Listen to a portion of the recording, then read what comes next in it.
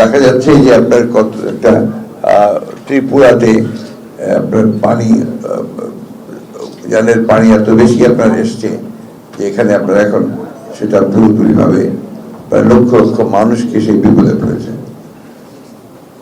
আপনারা সবাই জানেন যে এটা বৃষ্টি হচ্ছে কিছু ধরে, কিন্তু যে পানিটা এসছে এই পানিটা কিন্তু যে ঢলের পানি, এটা ত্রিপুরা রাজ্য থেকে আপনার যেহেতু তাদের বাঁধগুলো তারা খুলে দিয়েছে এবং একটি বাঁধে ভেঙেও গেছে, যার ফলে আপনার এই ভয়াবহ বন্যা শুরু হয়েছে। বন্যা হতেই পারে, বৃষ্টি বেশি হতে পারে। প্রশ্নটা যে জায়গা থেকে যায় সেটা হচ্ছে যে আপনার দায়িত্ব যেটা রয়েছে, সে দায়িত্বটা হচ্ছে যে যেহেতু আমরা মাটির দেশ, আমাদেরকে আপনার উজানের দেশ, তাদের জানানো প্রয়োজন যে বন্যা হতে পারে, বন্যা আসছে, বন্যার পানি উজান থেকে ঢল আসছে। এই জায়গাতে আপনাকে বড় একটা গ্যাপ তৈরি হয়েছে।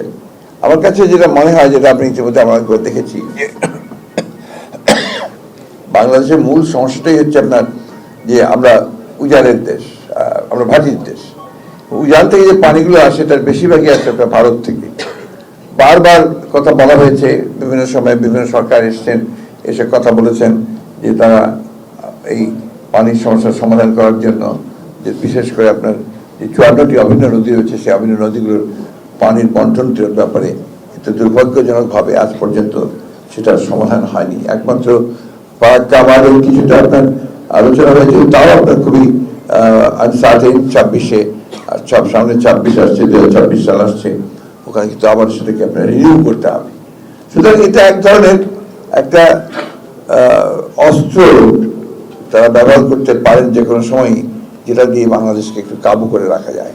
তা আমি এই জিনিসটা আমরা বারবার তুলে ধরেছি, বারবার কথা বলেছি। বিশেষ করে আপনারা সিলেটের মানুষের জানেন যে টিপাইমুখ বাঁধ যখন নির্মাণ করার কথা চলছিল, সেই সময় আপনাদের এই সিলেট থেকে কিন্তু এটা একটা প্রতিরোধ সৃষ্টি হয়েছিল।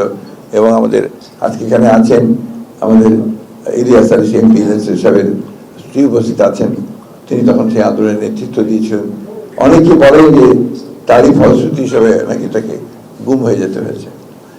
আমরা এখন আশা করি যে হয়তো তিনি ফিরে আসবেন আমাদের মাঝে, কিন্তু এটা কারণটা ঘটেছিল আপনার সেটার জন্য।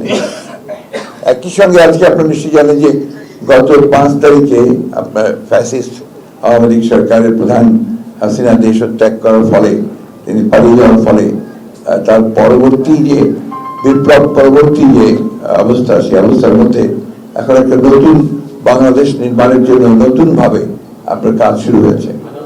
এবং